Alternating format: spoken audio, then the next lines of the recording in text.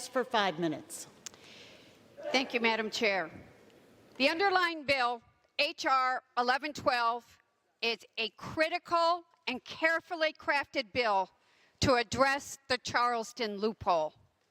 We've discussed it here today, but I will repeat, the very name, Charleston loophole, is a grim reminder of the deficiency in current law that allows killers to get guns, even if a firearms background check has not been completed. This is a dangerous flaw that we can address with a minor change to the system. When a background check cannot be completed with a 3-day period, it is important that the FBI work to resolve the unanswered questions presented, because these are the very cases that present the most danger.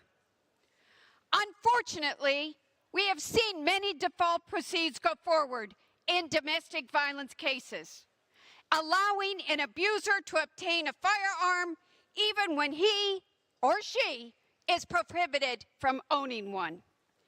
And the statistics back that up. In 2013 and 2014, a plurality of default proceed transfers to prohibit a person were related to domestic violence. And in that same period, 30% appeals due to convictions for misdemeanor domestic violence were issued after the abuser took possession of the gun. My heart goes out to my colleague, Ms. Lesko, because she should never have suffered from domestic violence. Unfortunately, we are colleagues that both know it. I have spent more time thinking about how you keep guns out of the hands of abusers, more probably than anybody in this chamber. I know better than most the dangers they pose. It's not easy for me to talk about it this week, but more than once, and I think of the abuser, and I will be honest on this floor, my father was mentally ill.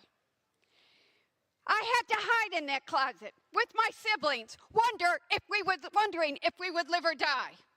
One night, I kept my father from killing my mother. He shouldn't have had a gun.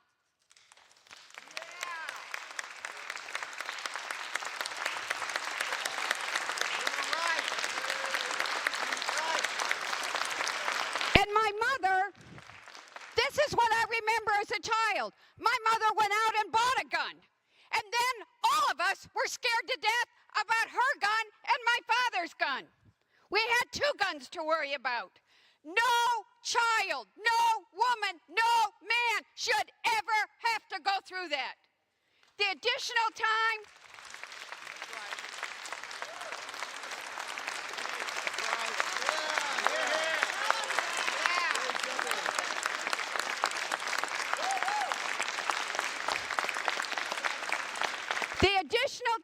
provided by H.R. 1112 will help us stop more massacres, such as the one in Charleston, and may it prevent another child or family going through what I did as a child.